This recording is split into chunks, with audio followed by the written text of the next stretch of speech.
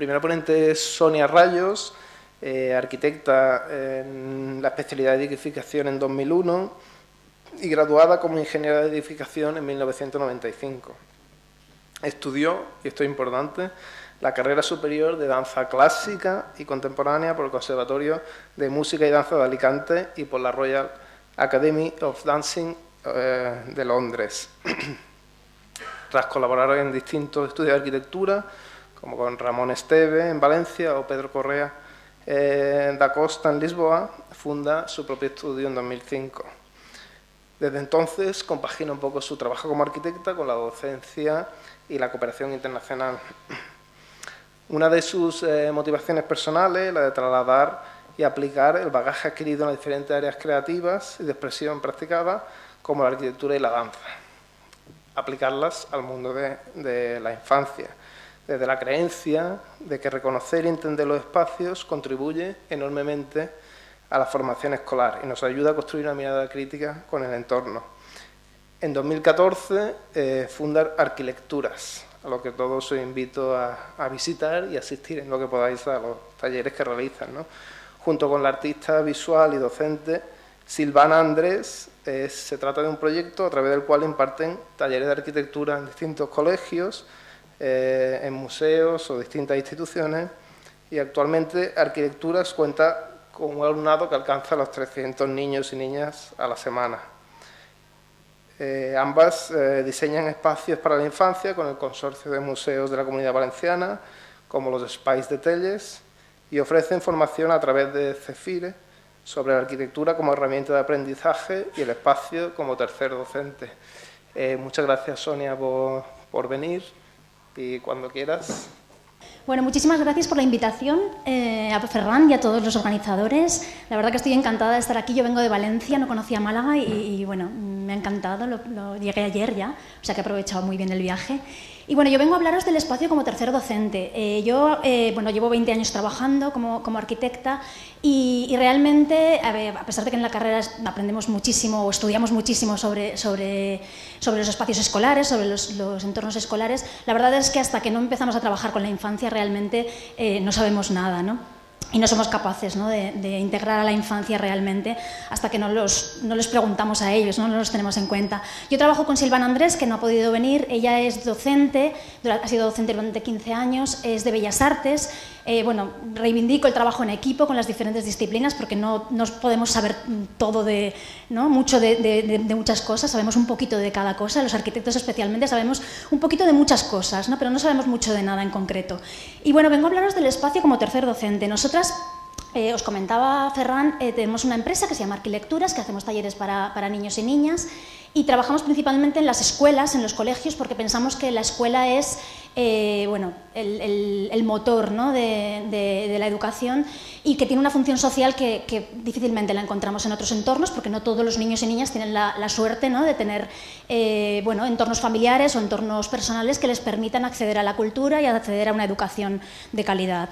¿Por qué la arquitectura para niños? Porque es una cosa como que arquitectura suena como de muy mayores, ¿no?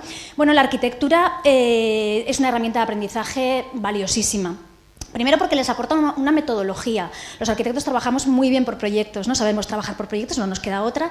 Les aporta un trabajo en equipo, no nos queda otra a los arquitectos que trabajar en equipo. Para poder construir un edificio necesitamos a muchas disciplinas. Les aporta unos conocimientos, evidentemente, y luego además les permite cubrir unas necesidades básicas que tienen que ver con la infancia, que son jugar, explorar, experimentar. A los niños no les gusta jugar, los niños necesitan jugar. Es una necesidad básica como la de alimentarse, como la de ir al baño, como la de dormir, necesitan jugar, y nosotros pensamos que el juego es la base del aprendizaje, la única forma de aprender. Bueno, estas son fotografías de algunos de los talleres que hacemos, en los que vamos tocando diferentes disciplinas o diferentes ámbitos, como un zoom, ¿no?, desde la ciudad hasta el pequeño detalle de la arquitectura, pero como os digo, es la herramienta de aprendizaje que podría ser cualquier otra. Lo que pasa es que para nosotras hemos encontrado en la arquitectura una herramienta de aprendizaje muy valiosa, porque nos permite conectar conocimientos, conectar los conceptos que les aportamos con la vida real. La arquitectura está presente, ¿no? Es algo tangible. Todos los niños y niñas viven en una ciudad, en un pueblo, en un entorno construido, van a un colegio, a un hospital, tienen una vivienda de mayor o menor calidad, pero es muy fácil para ellos reconocer y conectar los conocimientos que aprenden en los talleres con la vida cotidiana, ¿no? Y al final, en ese conectar conocimientos es cuando se puede dar un aprendizaje significativo, cuando pueden relacionarlo, ¿no? con el día a día, porque si no aprendemos desde la experiencia, desde la emoción, desde el apropiarnos del espacio, pues difícilmente queda ese conocimiento, ¿no? Ese aprendizaje. Bueno, el cerebro... Como dice Mar Romera, que no sé si no la conocéis, os animo a que la busquéis, el hombre durante siglos y siglos pues, ha tratado de controlar o de ordenar el hemisferio izquierdo, ¿no? Donde tenemos la razón, y lo ha dejado tan ordenadito, que Google nos lo ha comprado y luego nos lo ha vendido y lo llevamos todos aquí en el móvil, bien ordenadito, ¿no? Pero ahora no sabemos usarlo, tenemos toda esa información disponible pero no sabemos usarla. De pronto viene la neurociencia, la ciencia que estudia el cerebro, y nos dice que si conseguimos controlar, si conseguimos tener el dominio de nuestro hemisferio derecho, que es el donde están ubicadas las emociones, la imaginación, la creatividad, la espacialidad, ¿no? El encuentro con el espacio, podremos dominar el hemisferio izquierdo. Qué cosa, ¿no? Google no nos puede comprar esas experiencias, esas emociones, todo eso está en nosotros. Si nos paramos a pensar en un momento de nuestra infancia en el que, bueno, echamos la mirada atrás, nos cerramos los ojos y pensamos, un lugar que para nosotros ha sido muy importante en nuestra infancia. Bueno, yo os he traído que es un colegio en el que estudié en Alicante. En realidad pasé muy poquito tiempo en este colegio, porque, bueno, fui a muchos coles. Este es el que menos tiempo estuve, pero el espacio arquitectónico escolar en el que menos tiempo estuve, y sin embargo es el que mejor recuerdo. Y no es porque el espacio fuera maravilloso, que además lo es, porque es un arquitecto de Alicante que se llama Juan García Solera. El más conocido es su hijo, Javier García Solera, que quizá lo conocéis. Pero bueno, su padre ya hacía esta arquitectura, pero más que por el espacio en sí mismo, es por cómo me permitieron vivir ese espacio, cómo me permitieron apropiarme de ese espacio. Al final, en la emoción, ¿no? en esa experimentación es donde conseguimos conectar los conocimientos, porque la memoria... consigue activarse, ¿no? Consigue retener todos esos conocimientos cuando está conectada con la emoción. Bueno, hay un montón de artistas y de arquitectos que si buscamos en su biografía encontraremos que las experiencias que han tenido con el espacio han sido súper importantes y les han fraguado, les han dado una identidad a su obra. Jorge Oteiza, seguramente lo conocéis, él cuenta, dice, solía ocultarme, iba con su abuelo a la playa. Dice que solía ocultarme en uno de los grandes hoyos de la playa, acostado, mirando el gran espacio del cielo que quedaba sobre mí. Me sentía profundamente protegido. O sea, él iba a la playa con su abuelo, se escondía y desde ahí veía el cielo. Pero tiene también otra anécdota en la que cuenta que iba a la cantera con su abuelo y rompía las piedras, les hacía agujeros y observaba cómo, al golpear la piedra, cómo quedaba el agujero por detrás. Bueno, la caja vacía, evidentemente hay una influencia muy, muy importante, ¿no? en la obra de Oteiza, de ese momento vivido, ¿no? De ese crear el hoyo en la playa o buscar el hoyo, esconderse y mirar hacia el cielo. Sucede lo mismo con Álvar Aalto. No sé si conocéis el texto de La Mesa Blanca, que os invito a conocerlo. Él escribe este texto, su padre era topógrafo y él se escondía, recorría la habitación donde su padre trabajaba con 12 ayudantes, en una mesa blanca, y él recorría lo que él denominaba el nivel inferior. Hasta que no fue mayor no pudo pasar al nivel superior, ¿no? Pero ese texto es muy bonito, si lo podéis, os animo a buscarlo. Habla del espacio como una gran plaza, lo relaciona con la ciudad. Bueno, es maravilloso y se ve la influencia, ¿no? de ese momento, de esa apropiación del espacio de su propia casa y cómo ha repercutido en su obra. Y bueno, Hermann Herberger, que es un arquitecto holandés, que nos habla del origen de la arquitectura y nos dice que el origen de la arquitectura está en lo público y que en las escuelas es el mejor ejemplo cuando se habla de lo público. Él tiene un libro que se llama Lecciones de Arquitectura para Estudiantes, o Lecciones para Estudiantes de Arquitectura, en el que tiene esta imagen en la contraportada, en las guardas, que a nosotros nos encanta porque nos habla de apropiarnos del espacio incluso en las condiciones más adversas. Estas dos mujeres han sabido encontrar entre dos coches el sitio donde comer, desayunar, almorzar, podemos muchas veces, ¿no? cuando trabajamos en cualquier ámbito, instalarnos en la queja y pensar que es muy complicado, ¿no? Cambiar las cosas, modificarlas o llevarlas a nuestro terreno. Nosotros somos más partidarias de buscar la grieta, más que instalarnos en la queja, hay que buscar la grieta, como estas dos mujeres, hay que ver la forma, ¿no? de apropiarnos del espacio, porque evidentemente el origen de la arquitectura está en lo público. Lo mismo sucede con Frank Lloyd Wright, fijaos, este hombre, cuando era pequeño le regalaron los cubos de Froebel, que bueno, es uno de los precursores de los kindergarten, de las escuelas infantiles, que hablaba del cuidado de la infancia, del respeto de igual a igual.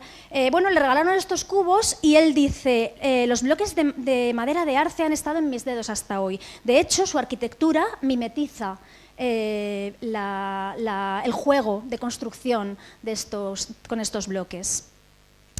Bueno, en realidad el espacio nos influye muchísimo. Esta es una imagen de mi socia, Silvana Andrés, que es una pelota de playa. Ella estaba en la playa con su familia y su hijo de 3 años de pronto vio el mundo, vio el planeta reflejado en esa pelota, en el que la arena se había formado de tal forma que claramente se veía el mundo. Bueno, ella cuenta que era un momento precioso, ¿no? Porque estaba en familia, estaba de vacaciones, pudo detenerse en ese momento a mirar a los ojos de su hijo, conectar con eso que su hijo le expresaba, porque muchas veces sucede, ¿no? Que los niños y niñas, hay pequeños milagros que suceden todos los días en la escuela o en nuestra propia casa y que no los vemos porque estamos muy ocupados, ¿no? Con otras cosas del trabajo o en la escuela con la valoración, ¿no? Que nos llega, que es el currículum, bueno, un montón de actividades que a veces no nos permiten pararnos y observar. Y de esta experiencia, de este momento en el que su hijo descubre esto, bueno, pues se produce un aprendizaje interetapa, porque su hija de 9 años empieza a explicarle a su hijo de 3 años que eso es el mundo, que lo azul es el mar, que la arena son los continentes, los países. Fijaos, de un momento bueno, de tranquilidad, de paz, de un momento afable, porque ahí es cuando se puede producir, cuando estamos tranquilos, cuando estamos relajados, es cuando se puede producir el verdadero aprendizaje. Bueno, hay una anécdota, Jonas Salk, que es el descubridor, el que descubre la vacuna de la polio, bueno, era un gran conocedor de las teorías de Pasteur, ¿no? sobre las vacunas, y estaba pues como obcecado tratando de llegar a descubrir la vacuna de la polio, porque era un momento en el que moría muchísima gente de polio, y bueno, y no había manera, y entonces decide desconectar, se va a Italia, y viajando por Italia, de pronto una de esas ideas fluye y descubre, conecta, ¿no? los conocimientos y descubre la vacuna para la polio.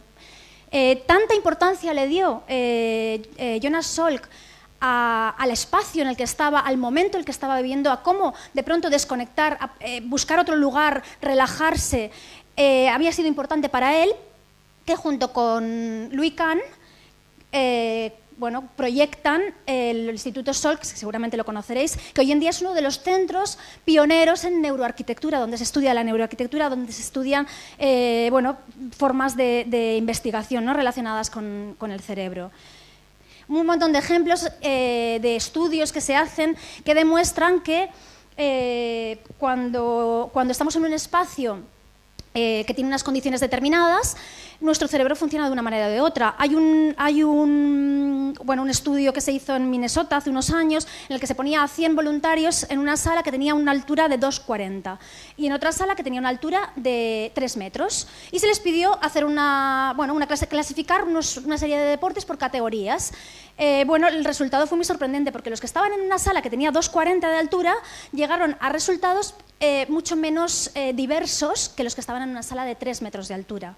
Claro, si yo soy cirujano y tengo que operar, mi trabajo es muy metódico, ¿no? Tengo que tener muy claro lo que voy a hacer, puede ser más o menos creativo, pero seguramente bueno, es un trabajo, entonces pues quizá necesito en un quirófano una mesa, un techo mucho más bajito. Si soy artista, si estoy en una escuela, si lo que tengo que hacer es fomentar la creatividad, la imaginación, si tengo que trabajar ese tipo de aspectos, seguramente un espacio con una altura mayor me va a ayudar, ¿no? Y como hay un montón de ejemplos de hospitales donde los enfermos se recuperan antes cuando tienen unas buenas vistas, o escuelas donde los alumnos tienen mejores resultados cuando sus aulas dan a espacios verdes, por ejemplo. Bueno, Es verdad que es un momento en el que bueno, se habla mucho, por fin, de la infancia en todos los ámbitos, y se habla mucho del espacio como tercer docente. El espacio como tercer docente es un concepto que introduce Loris Malaguchi en las escuelas Reggio Emilia, luego lo veréis. No es un concepto nuevo, es un concepto de hace muchísimos años, y además surge en un momento de crisis, bueno, después de una guerra, no hay escuelas, bueno. Ahora mismo estamos también en un momento de crisis, hay un porcentaje de fracaso escolar muy, muy elevado, hay una gran desmotivación por parte de un gran sector de la sociedad. Y bueno, y es verdad que hay mucho movimiento, hay mucho profesorado que se está moviendo para modificar las cosas. En los propios ayuntamientos, consellerías, en Valencia, por ejemplo, se va a convocar un concurso para crear, un concurso de ideas para crear el aula del futuro. Bueno, hay muchísimo movimiento. Esto es una nueva escuela que se va a hacer en Valencia, una escuela Montessori. Claro, hay muchos movimientos por parte de entornos públicos y entornos privados, pero al final los niños y niñas... Porque esto sí, es maravilloso, pero esto no todos los niños y niñas tienen acceso a esto. Mientras no todos los niños y niñas tengan acceso a esto es una posibilidad más, pero no es a lo que debemos aspirar. Debemos aspirar a que la escuela realmente tienda a ser otra cosa y que todos los niños y niñas, por la función social que tiene la escuela, acaben pudiendo disfrutar de eso que consideramos que es un buen espacio de calidad escolar. Bueno, yo estudié hace 40 años y mi clase se parecía mucho a esto. Esto es una clase de 2011 y probablemente si vamos a la mayor parte de los coles que hay en Málaga, en Valencia, en Madrid, en todas partes, las escuelas son esto. Los niños y niñas tienen muy poquito espacio para moverse porque hay tantos muebles dentro de la clase, hay tanto material que difícilmente pueden moverse y los niños y niñas necesitan moverse. Bueno, he puesto esta imagen que es de cuando estudiaba mi padre y bueno, no difiere mucho, ¿no? Los espacios han cambiado, muchos espacios han cambiado, pero los espacios escolares han cambiado poco. Y además, cuando introducimos, cuando pensamos en la infancia y queremos ser muy novedosos y muy bueno, crear cosas como súper bonitas, claro, yo seguramente si salgo a la calle y le pregunto a cualquier papá o mamá qué le parece esa escuela, pues seguramente me van a decir que bueno, maravilloso, ¿no? Porque los papás y los mamás no sabemos, ¿no? Hasta que no trabajamos con la infancia. Pero a mí esto me parece ridículo realmente, que cuando hablemos de infancia haya sí o sí que introducir el color, porque sí. Mucho color, muchos estímulos. Tantos estímulos que no nos permiten centrarnos en quién tiene su casa así. Difícilmente tenemos nuestra vivienda así, ¿no? Lo normal es que tengamos un espacio mucho más aséptico, mucho más austero, fijaos en esta sala, y yo luego puedo introducir el color, que puede ir variando. Si yo parto de esto, ¡uf! ¡Qué estrés! A mí me daría muchísimo estrés vivir en una vivienda así. Y en la escuela los niños y niñas pasan tantísimo tiempo, prácticamente despiertos, seguramente más tiempo del que pasan en su casa. Y sin embargo las escuelas, bueno, pues son esto, mucho color, mucha sobreexposición de los niños y las niñas, muchas veces muy innecesario, muchos estímulos y la tecnología. También nosotras pensamos, nosotras digo Silvana, Andrés y yo, que algún día los colegios, y espero que sea pronto, estarán libres de tecnología, serán espacios seguros libres de tecnología, porque los niños y niñas no necesitan estar tantas horas, no necesitan la tecnología, ya tienen mucha tecnología, los papás ya abusamos muchísimo, yo la primera, de un momentito que tengo que trabajar, te dejo el móvil y así mientras me permito poder hacerte el trabajo. La escuela no, la escuela tiene una función social que precisamente lo que tiene que hacer es suplantar todo eso que los papás y mamás desde casa, con la vida que llevamos, no podemos hacer, y los niños pasan mucho tiempo ahí en el cole. Porque además, si le preguntamos a los niños y las niñas cómo quieren que sea su cole, pues seguramente nos van a decir que quieren que sea otra cosa. Esto es una ficha de estas escolar que bueno, ahora bueno, hay muchos años, ¿no? El material bibliográfico que es como siempre tan... Fijaos, aquí están trabajando la maqueta, pero en vez de permitirles que trabajen la maqueta y darles un material para trabajar la maqueta, les ponen una ficha con una maqueta de un edificio o un 3D y le dicen, pinta el plano, el lugar que has elegido, ¿no? ¿Cuál es el que más te gustaba de todos? Y esta niña, esto es un caso real, es el libro de la hija de mis socias, Silvana Andrés, elige el dormitorio de sus papás. Fijaos, de toda la casa, su lugar preferido es el de los papás. ¿Por qué? Bueno, evidentemente porque allí, ¿qué es lo que encuentra? La arquitectura a los niños y las niñas muchas veces les da lo mismo. Lo que les importa son las personas que ocupan los espacios. Bueno, Louis Kahn es otro arquitecto también maravilloso que tenéis que leer sus textos, y él habla del origen de la escuela, ¿no? de buscar el sentido de la escuela. ¿Por qué la escuela? ¿Qué es la escuela? ¿Para qué sirve la escuela? Dice, concibo la escuela como un medio ambiente constituido por espacios en los cuales se puede estudiar satisfactoriamente. Dice, la escuela comenzó con un hombre bajo un árbol, un hombre que no sabía que era un maestro y que se puso a discutir de lo que había comprendido con algunos otros que no sabían que eran estudiantes. Los estudiantes se pusieron a reflexionar sobre lo que había pasado entre ellos y sobre el efecto benéfico de aquel hombre. Desearon que sus hijos también lo escucharan y así se erigieron los primeros espacios y surgió la primera escuela. Bueno, este texto me parece maravilloso. Esto es una biblioteca en realidad, pero era una imagen que me parecía muy sugerente. Louis Kahn nos habla y pone el ejemplo de una cuchara y nos dice, una cuchara implica un diseño específico, el diseñador decide cómo quiere que sea ese espacio y según el presupuesto que tenga, pues podrá ser de una manera o de otra. En el caso de la cuchara puede ser pues, de madera, de metal, de plástico, puede ser más cóncava o menos cóncava. Al final, la forma es el qué, nos dice Louis Kahn, el diseño es el cómo. Hay un orden que precede al diseño. ¿Qué queremos hacer con esa cuchara? ¿Queremos darle a los niños la cuchara y que ellos decidan si quieren utilizar la cuchara para comer o si quieren excavar un agujero en la tierra? ¿O queremos meterles nosotros la comida? ¿No? Que al final es lo que estamos haciendo de alguna forma. Yo creo que hay que recuperar el concepto de para qué es la escuela, qué queremos que sea la escuela. ¿Cómo surge la escuela? La escuela surge en un momento en el que la mujer se incorpora a la revolución industrial, ¿no? La mujer se incorpora al trabajo y hay que buscar dónde dejar a los niños y a las niñas, ¿no? Pero el aula, nos dice Tonucci, es un módulo que se repite sin ninguna diferencia. Todas las aulas son iguales. Yo siempre le digo a las maestras, cuando vamos a dar las conferencias, les digo, tenemos IKEA, que ha homogeneizado el diseño de nuestras casas. Seguramente tu casa y mi casa tienen muebles muy parecidos, pero tu casa y mi casa seguramente no se parecen en nada, porque yo le doy un toque personal, cada uno decide cómo quiere que sea su casa, a pesar de que tenemos la misma estantería de Expedit y el mismo sofá de lo que sea, ¿no?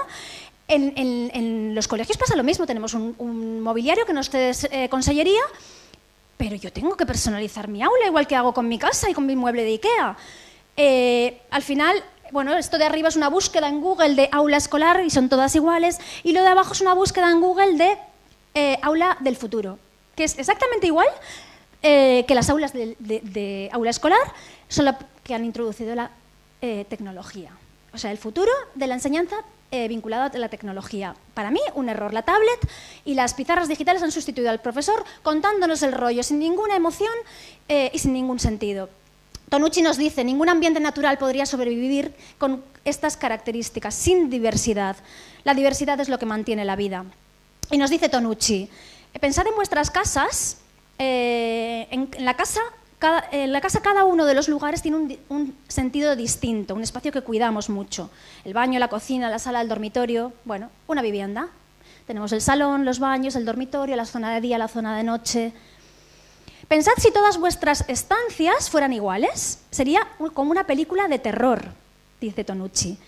Bueno, yo me he permitido coger un plano de una vivienda mía y coger un dormitorio y repetirlo, que es lo que sucede en la escuela. Claro, la escuela tiene una función social y todos los niños y niñas tienen que tener las mismas condiciones. No pueden tener unos mejor aulas que otros, evidentemente, pero dentro de ese aula habrá que personalizar. Esto, bueno, pues parece un hospital, o parece una cárcel, o parece otra cosa, no parece, ¿no?, una escuela. Este es un aula tradicional de posguerra y, bueno, en realidad esto es un poco lo que reproducimos ahora. No tanto esto, quizá más esto, porque ahora la idea es, no, pues vamos a juntar a los niños y a las niñas en grupos, aunque luego no trabajan en equipo, cada uno tiene su trabajo individual, pero los vamos a juntar en grupos, creamos el rincón de la lectura, el rincón del juego simbólico, el rincón de las construcciones, pero los niños y niñas tienen tantas mesas dentro del aula, tanto espacio, tan poco espacio por ocupar, que al final difícilmente, ¿no?, salen de su silla, de estar sentados tanto tiempo. ¿Y dónde nos imaginamos a los niños y las niñas? Si pensamos, ¿no?, si cerramos los ojos y pensamos en infancia, ¿dónde nos imaginamos a la infancia? ¿Cuál es el sentido del lugar que le corresponde a la infancia? No el lugar que le hemos dado, sino el sentido del lugar que le corresponde a la infancia. Bueno, yo me he permitido traer aquí a mis hijos cuando eran pequeñitos en una fotografía que me encanta, porque así es como nos imaginamos o como pensamos, ¿no?, en infancia. En un espacio así pueden aprender, y tanto que pueden aprender, muchísimo. O en la calle. las calles están vacías de niños y niñas, ¿no? Dice Tonucci, las calles serán más seguras si dejamos que los niños y niñas salgan a la calle, porque estarán los papás, ¿no? Los abuelitos, las abuelitas estarán vigilando, las calles serán más seguras si hay niños. Y los patios escolares serán más inclusivos si hay niños y niñas más tiempo. Ahora mismo también en Valencia, me imagino que aquí también se habla mucho, ¿no? De patios inclusivos, patios más democráticos, de la dictadura del fútbol, ¿no? Como el balón ha ocupado todo el patio escolar y eso hace que muchos juegos se vean relegados a las superficies, ¿no? a las zonas periféricas del patio. Si los niños y niñas pasan más tiempo en el patio, y no solo en el recreo, sino utilizando el patio como uno de los espacios escolares, como uno de los espacios de aprendizaje, porque todos los espacios del colegio, incluido el hall, incluido el comedor, son espacios susceptibles de aprendizaje. Bueno, la curiosidad, nos imaginamos a los niños explorando, ¿no? No pueden perder nunca la curiosidad. Cuando un niño pierde la curiosidad, mal vamos. Y nos dice John Dewey, no vayamos a la cima de la montaña sin darnos cuenta de la montaña que tenemos debajo, que es la vida, la experiencia vital que sustenta esa experiencia del arte. No vayamos a la cima de la montaña haciendo alusión al arte, sin darnos cuenta de que lo que tenemos debajo es la vida. No estemos siempre proyectando a la infancia para el futuro sin darnos cuenta de que los niños ya son ciudadanos del futuro, ya están teniendo una vida, su vida es la que pasan mayoritariamente en la escuela, ¿no? Y bueno, esto es una escuela, las escuelas Vitra, maravillosas, también os invito a conocerlas, el trabajo de Rosanne Bosch. Bueno, y jugando. Los niños y niñas necesitan jugar, el juego es el motor del aprendizaje. Fijaos en este niño, Adrián. Adrián está explorando una caja porque nosotros, como adultos, sabemos que la naturaleza es imprescindible para los niños y las niñas, ¿no? Se habla mucho del síndrome de Heidi, que es esta falta, ¿no? de naturaleza en los entornos infantiles. Pero este niño no sabe lo que es mejor para él. Este niño, en esa caja, a lo mejor es igual de feliz que en un bosque, en esa playa que os enseñaba antes, donde estaban mis hijos. Al final, los niños y niñas lo que necesitan es que les demos las herramientas, que les demos el espacio para poder decidir cómo quieren moverse. Nos dice Peter Brooks en el libro del espacio vacío, dice, para que pueda suceder cualquier cosa de calidad, es preciso crear un espacio vacío. Puedo tomar cualquier espacio vacío y llamarlo escenario desnudo. Un hombre camina por este espacio vacío, mientras otro le observa. Y esto es todo lo que necesita para realizar un acto teatral. No necesita nada más. Lo mismo sucede en la escuela. Bueno, esto es una imagen maravillosa de cómo captar, ¿no? Un trocito de cielo o esa ventana que proyecta la luz.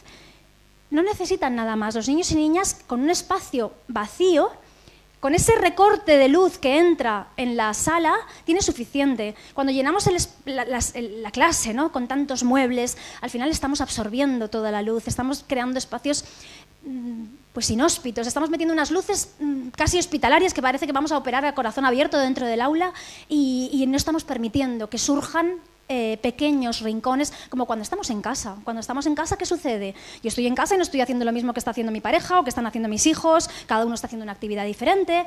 Si quiero beber, puedo beber, si quiero comer algo, puedo comer algo, si quiero leer recostada, leo recostada, porque difícilmente me siento a leer en una mesa sentada, ¿no? Delante con silla y mesa. Es decir, todo eso que recreamos en el hogar es perfectamente llevable al aula. Bueno, esto es una actividad en la que le dábamos la vuelta a la clase, la poníamos patas arriba y dejábamos, ¿no? que sucediera lo que ellos decidían que querían. Había unas pautas y sobre todo había un aprendizaje, había muchísimo aprendizaje y estaban jugando. Bueno, y os enseñaba esa imagen al principio de esas dos mujeres entre los dos coches y os decía, es que nos instalamos en la queja, ¿no? Muchas veces. ¿Cuál es la queja en el caso de la docencia? Muchas veces el currículum no me permite, Consellería me está estableciendo unas pautas que no me permiten hacer según qué cosas y la normativa, es que la normativa no me deja, Yo he llegado a escuchar que el barro, la arcilla, estaba prohibida en los coles. Fijaos, la arcilla. Nos creemos, ¿no? Muchas veces una serie de cosas que nos dicen que son y que no son, porque la normativa es muchísimo más laxa de lo que pensamos, porque hay una normativa, por ejemplo, en relación a patios, que es una normativa UNE, que no son de obligado cumplimiento, son recomendaciones y que además son de sentido común. Y además, Consellería, cuando yo he creado colegios, he construido colegios para CIEXA y dentro del propio cuadro de superficies había una parte, aulas interiores, 50 metros cuadrados por cada aula, y teníamos aulas exteriores. Yo cuando proyectaba colegios pensaba, aula exterior, bueno, estos que dan clase también en el exterior, pero luego tienes hijos, entras en la escuela y resulta que el aula exterior se utiliza la mayor parte de las veces para hacer las filas para entrar en la clase, poco más, que también lo de las filas, pues también habría que cuestionarlo, ¿no? Y bueno, en realidad no podemos instalarnos en la queja. La normativa nos permite, el currículum nos permite, porque se trabaja por competencias, y en los patios, esto es lo que sucede actualmente en los patios. ¿Cuántos de vosotros cuando vais al lado de un colegio escucháis a los niños fuera del pequeño recreo? Difícilmente escuchamos a los niños. Yo vivo muy cerquita de un colegio y oigo la sirena esta terrible que suena a las 10:30 y la sirena que vuelve a sonar a las 11. Y en ese espacio de tiempo se oyen niños. El resto del día prácticamente no se oyen niños hasta la hora del mediodía. Y si nos paramos a pensar, claro, estamos tan obsesionados con el aprendizaje es que los niños tienen que aprender porque son los ciudadanos del futuro. Yo cada vez que escucho lo de los ciudadanos del futuro me pongo mala, ¿no? Son los ciudadanos del presente. Y esto no lo digo yo, lo dice Tonucci, que sabe mucho más que yo, claro. Pero ¿dónde aprendemos realmente? ¿Dónde se da ese aprendizaje significativo? Pues seguramente no se da en ese momento en el que el profesor te está explicando o aquella señora que vino de no sé dónde y nos contó una charla. No, seguramente el mayor aprendizaje que habéis experimentado lo habéis experimentado en un momento en el que estabais a lo mejor en la cafetería con vuestros amigos, que estabais hablando de algo que habéis leído, o yendo al cine, o en momentos en los que uno se siente tranquilo, relajado. Yo he aprendido muchísimo durante toda mi vida, he estudiado muchísimo. Si supiera todo eso que he aprendido, si todo eso que me han hecho estudiar, bueno, lo supiera, bueno, habría ganado todos los saber y ganar de la ciudad, del país, porque sabría muchísimo. No sabemos, todo eso que aprendemos de memoria no queda. Esto es una escuela, porque hay un montón de escuelas ahora mismo que están funcionando maravillosamente. Es una escuela que se llama Escuela dels Encants. Es una escuela preciosa arquitectónicamente y en la que hay tortas por entrar. Claro, muchos diréis, bueno, normal, ¿no? Hay tortas por entrar porque es un edificio maravilloso. Esta es la escuela actualmente, en el interior. Y como os digo, hay tortas por entrar, pero tortas, en Barcelona. Escuela pública. Pero había tortas por entrar cuando esta escuela hace solamente 5 años estaba en barracones.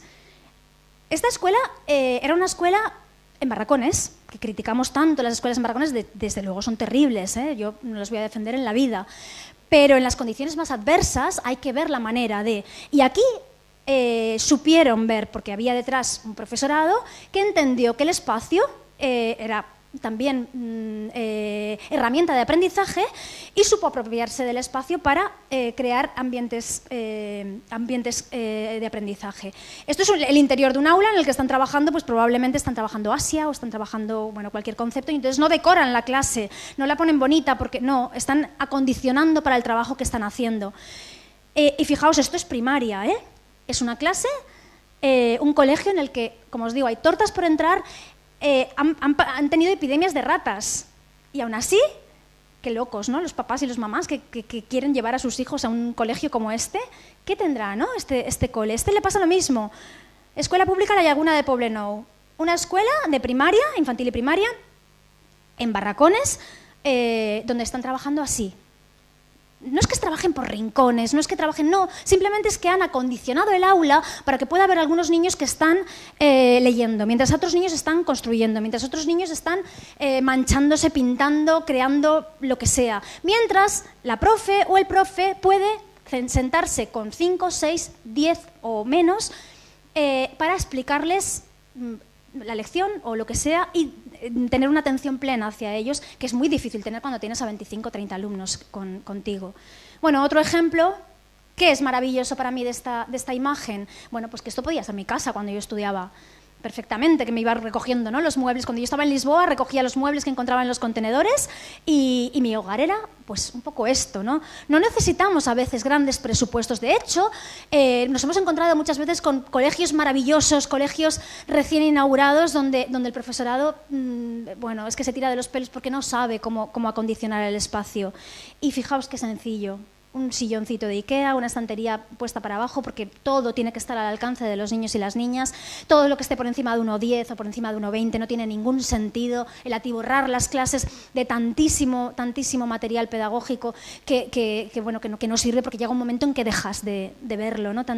Yo veo muchas veces en los coles las tablas de multiplicar por todas partes, por las escaleras, vas subiendo las escaleras, las tablas de multiplicar. Dios mío, qué horror. ¿Os imagináis que estuviéramos estudiando judicaturas, ¿no? y saliéramos a la calle cuando quieres desconectar y nos fuéramos encontrando los artículos por ahí, por las vallas publicitarias, ¿no? Entre estas dos escuelas, esta escuela en Barracones, y ese es un instituto que ha recibido muchísimos premios y que actualmente tienen un montón de problemas. Conocimos en la Bienal a la directora de este instituto y nos decía, bueno, no sabéis, cuando se iba a construir el nuevo edificio yo quería hablar con los arquitectos, que me escucharan. No hubo manera de acceder a ellos, no hubo manera de que me escucharan, y actualmente tenemos muchísimos problemas, porque es un colegio que a mí, yo lo veo como arquitecta, digo, guau, qué bonito, ¿no? Qué chulo. Pues no les está funcionando, y sin embargo esto, que es terrible, cuando los conoces, cuando conoces cómo están trabajando, yo preferiría llevar a mis hijos aquí que ahí. Igual en el espacio exterior. Muchas veces nos encontramos los todo en uno estos, porque ahora queremos la dictadura del fútbol, nuevos espacios, y de pronto les creamos el todo en uno, donde sucede un poco lo mismo. Al final, el machote del balón, el que de pronto domina la pista y le dices, no puede jugar al fútbol porque es que aquí vamos a establecer unas normas, y de pronto le te creo un todo en uno donde otra vez el más fuerte o la más fuerte se va a hacer con el espacio, y los que no están ahí pues van a volver a ocupar los espacios periféricos. Pero aparentemente esto es como, mucho más bonito esto que aquello. Aquello es una escuela en Malmo, un interior de Manzana, donde habían hecho una escuela, y era maravilloso. Todo era de reciclaje, todo era aportado por los profes y por las profes, era maravilloso, porque realmente era un espacio democrático, con muchos rincones diferentes, con 4 duros. Esto les habrá costado un riñón, y al final, acaba siendo... Porque a los niños y las niñas, ¿qué es lo que realmente les importa? Las personas que ocupan los espacios.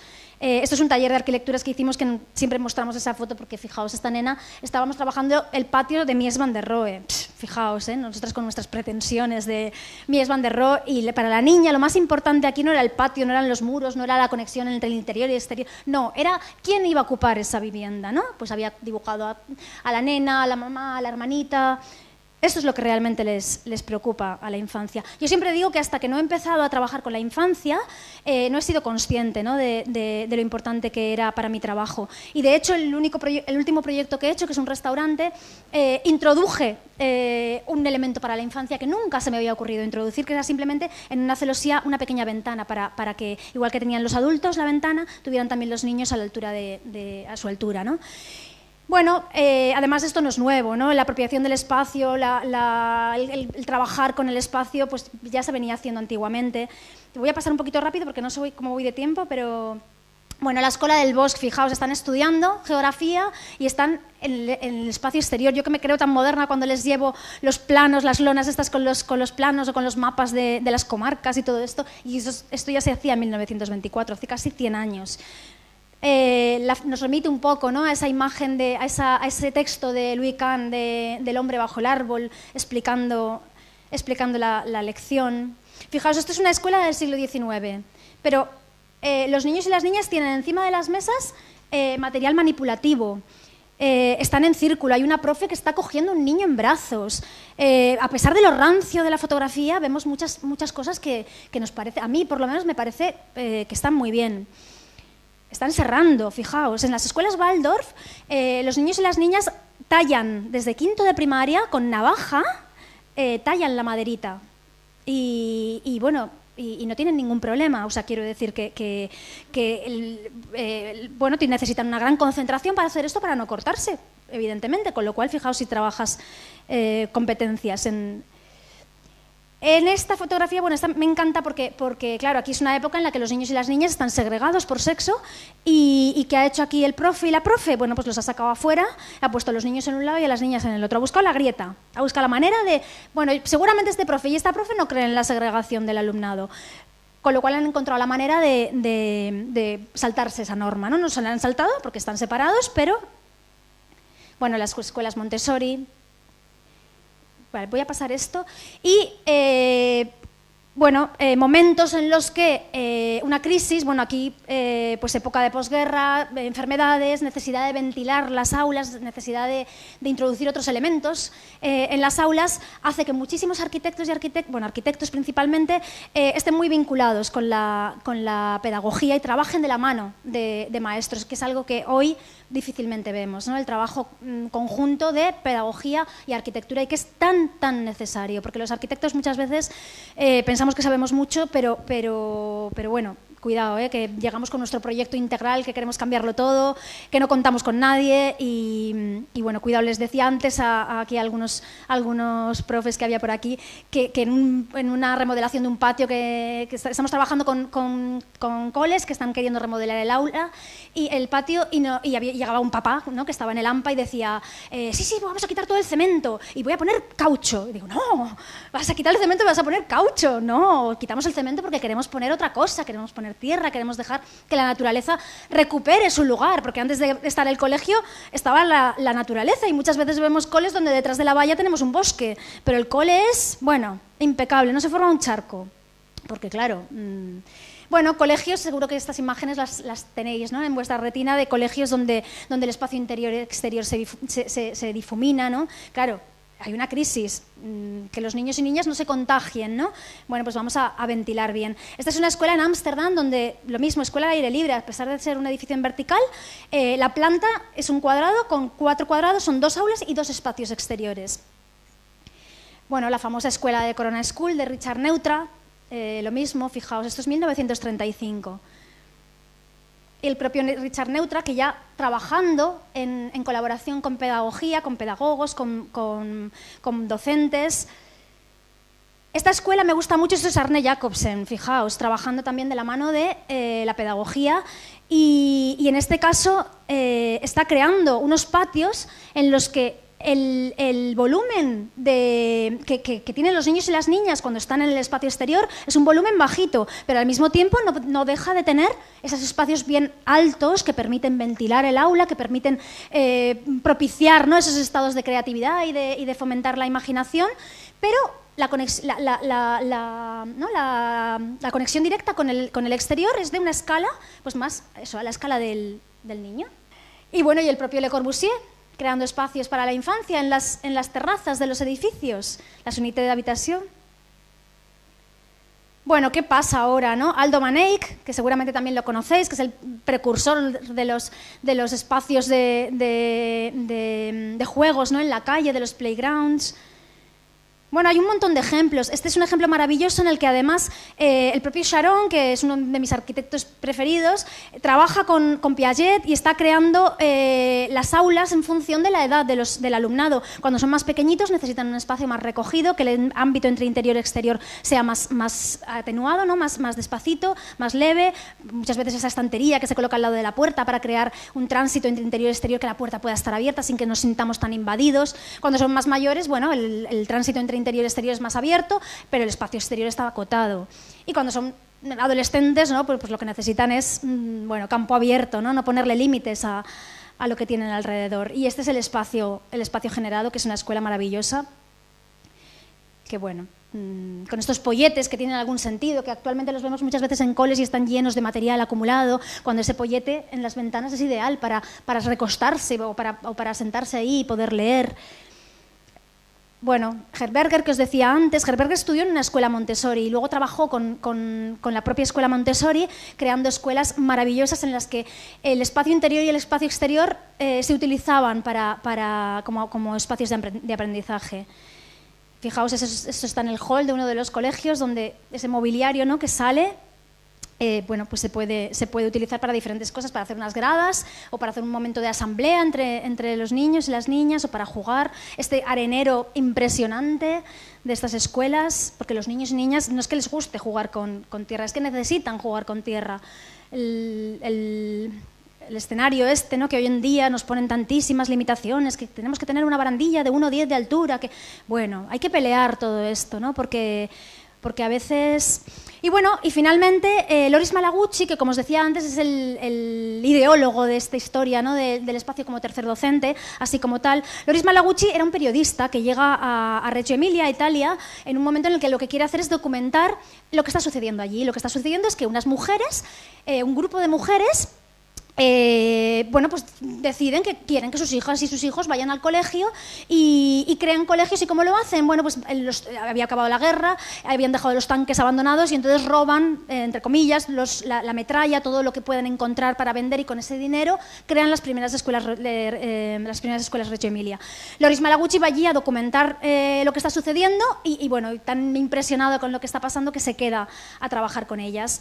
Y bueno, basándonos en ya termino con esto, basándonos en este pedagogo y en su forma de trabajar, bueno, creamos los Espai de Telles, que ya con esto acabo, que es un proyecto que hemos hecho en colaboración con el Consorcio de Museos de la Comunidad Valenciana. Son unos espacios para la infancia, pero son unos espacios permanentes. Es decir, el museo recibe a los visitantes, a las familias, y les propone una actividad para los mayores y una actividad para los niños también. Yo llevo mucho a mis hijos al museo y que a veces, bueno, vas al museo con un niño y parece que llevas una granada de mano en vez de un niño, porque es como terrible, ¿no? A ver qué va a hacer el niño. Pues, Dios mío, es un niño, no va a hacer nada, y además estoy yo aquí para decirle que las obras de arte no se tocan, y seguramente hay muchos más adultos metiendo la mano que muchos niños. Pero bueno, el Consorcio de Museos, que está trabajando de una manera maravillosa, es que ha dicho antes Ferran, ¿no? Si escuchamos niños no nos van a molestar. Bueno, pues en el Consorcio de Museos sucede un poco esto. Los niños pueden entrar, hicimos una escuela de verano en el Centro del Carmen, y los niños podían entrar hasta en el despacho del director. No solos, claro, evidentemente, hay unos límites, porque los límites son necesarios, los niños y las niñas nos piden límites, pero todo el museo estaba abierto a la infancia. Y bueno, empezó el Centro del Carmen haciendo este espacio. Esta es la primera niña que pasó por esa mesa de luz. Y bueno, me encanta esta fotografía, y son espacios en los que bueno, el suelo es como que se repliega, basándose un poco en la técnica del origami, para que la actividad se despliegue, ¿no? Hay muy poquitos juguetes, el espacio es el juguete en sí mismo. Y además fomenta el gateo. Está enfocado para 0-3 años, aunque luego pueden acceder niños y niñas más mayores, pero las normas son que aquí se va a la velocidad, al ritmo de los más pequeños. De hecho, cuando subimos los mayores, pues a veces nos caemos, ¿no? Porque vamos a otro ritmo, ¿no? Tenemos que ir despacito, tenemos que respetar su ritmo. Bueno, este espacio con desniveles tiene unas mesas de luz que además formaban parte de los fondos del museo, de una exposición que se había hecho hace años, porque en los museos muchas veces se hacen muchas cosas que luego todas esas peanas, todo ese material queda escondido, ¿no? queda guardado. Y aquí pues utilizamos 4 mesas de luz, bueno, aquí fueron 4, pero luego fuimos acaparando más mesas de luz, tenían 16 y se las hemos utilizado ya todas, porque actualmente el Espai de Telles está en 4 espacios de la Comunidad Valenciana: en el Centre del Carmen, en el Espacio de Arte Contemporáneo de Castellón, en el Museo de Bellas Artes de Alicante, en el Museo de Arqueología de Gandía, y ahora va a haber 2 espacios más también en Castellón, en el Museo de Bellas Artes de Castellón, de Tuñón y Mansilla, que para mí es un honor hacer un espacio para la infancia en un edificio de Tuñón y Mansilla, y en un museo de Benicarló. Y bueno, fijaos las imágenes. Yo creo que hablan por sí solas. Los niños y las niñas, la verdad que llegan aquí y los papás nos cuestan. Es un espacio que no es para dejar a los niños y marcharte, no, es para estar con ellos, igual que ellos van contigo y se ven en la exposición, que no les interesa lo más mínimo, porque mis hijos, os digo, los llevo mucho al museo y siempre me dicen, mamá, qué rollo, mamá, qué rollo. Bueno, seguro, claro, es un rollo para ellos, es mi proyecto personal, no es el suyo, ¿no? Pero aquí, bueno, les acompañas, permites las familias como aliadas, permitiendo que los niños y las niñas se vayan moviendo de forma autónoma, sin forzar, sin empujar.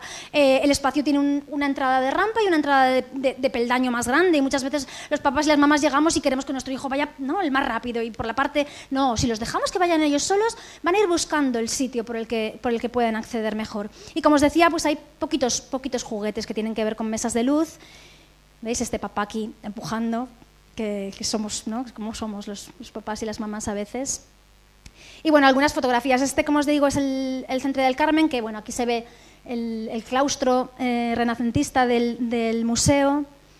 Fijaos la cara de esa niña, que es la niña que estaba al principio, que salía en la primera imagen agachada, y que de pronto pues ha llegado al objetivo, que son esas mesas de luz que están en la esquina. Bueno, esta es mi socia, Silvana Andrés, que sale ahí fotografiando. Bueno, una mamá aquí también, pues nos cuentan muchas mamás que sus hijos han empezado a gatear aquí, ¿no? Y es como yo es del proyecto que más orgullosa me siento, de los Espais de Telles. Y bueno, cada uno encuentra su manera de acceder, pues esta niña va sujetándose a las paredes, es como cuando les decimos a los niños y a las niñas que no pueden sumar utilizando los dedos de las manos, pero bueno, es una herramienta que tenemos, ¿cómo no van a utilizar los dedos de las manos? Lo que sea, al final se trata de aprender, de resolver, ¿no? Y el propio centro ha habilitado un espacio para los carros, porque cuando llegas, pues dejas los carros, dejas tus zapatos y te metes dentro. Este es el de Alicante, que es un poco distinto, está al lado del mar. Bueno, son espacios, la verdad, que súper bonitos, que están funcionando muy bien. En este museo es como una especie de U, y entonces la directora, que al principio estaba como muy asustada y nos decía, es que los niños entran, se meten, giran, y de pronto se me meten en la exposición de Goya. Y decíamos, pues fantástico, es lo que queríamos, ¿no? Introducir a los niños en el museo. Y bueno, pero claro, para ella era como terrible, ¿no? Porque se le metían en la exposición de Goya. Y bueno, y ahora están, la verdad que están encantados. Y bueno, cada uno decide, ¿no? A qué ritmo, en qué moverse por allí, de qué forma relacionarse. Y este es el de Castellón, que es bueno, esto era un almacén donde guardaban, bueno, muchísimos documentos que ya no servían para nada, y de pronto pues se ha convertido en esto. Y finalmente este es el de Gandía, que es un poco distinto. Este está en un museo arqueológico. Y bueno, y también está siendo un espacio que, bueno, que además en estas situaciones lo que acaba sucediendo es que se implica toda la comunidad educativa. O sea, aquí nos encontramos muchas veces a los conserjes, a los que están cuidando el espacio, que de pronto cuando no hay niños llegan y lo ordenan todo. O sea, se sienten que forman parte del proyecto, ¿no? Y nos dicen, ¿no? Es que bueno, es maravilloso tener aquí a los niños y a las niñas, ¿no? Y bueno, y para acabar quería, no sé si se puede poner un audio de nada, dura 30 segundos, ¿está conectado con audio? ¿Puedo probar a ponerlo? Sí, pues a ver, vale, bueno, porque he hablado yo mucho y ahora lo que quiero es que escuchéis a los niños, porque al final es nada, dura muy poquito, pero esto es esto que es como una pequeña cuña que salió en Radio Nacional de España, y que lo voy a pasar solamente hasta donde quiero, a ver si se oye. Disfrutándolo mucho. Vale, bueno, aquí es cuando hablan algunas mamás. Gorjeos, juegos y sonrisas en las caras de padres e hijos. La experiencia gusta a todos por igual. Simón tiene 2 años y está disfrutándolo muchísimo. La verdad es que está muy bien porque tiene distintas zonas de estimulación. Tiene zonas de cajas para hacer construcciones, zona de luces. Y Alejandro ya es un veterano. El primer día entraba así un poquito con vergüenza, no se me soltaba, no quería bajar. Y enseguida, nuestra forma de entrar siempre ha sido a través de los imanes, porque como es lo que conocen en casa, con la nevera que tiene imanes y eso. Y luego ya le ha encantado el suelo, que son como toboganes, y ya no paran. Pues ahora está subida en una especie de mesa de luz, con juguetes transparentes de diferentes colores, que está jugando a hacer montañas, a tirarlas, a romper y crear y romper, que es su rollo. Bueno, quizás a unos más que a otros. ¿Sabes qué pasa, mami? Si nos vamos, el museo se puede poner triste, pero si nos quedamos todo el día, el museo se pone contento, ¿vale? De aquí no nos sacan ni los geos. Nada, bueno, muchísimas gracias por escucharme y bueno, y ya está, esto es todo, gracias.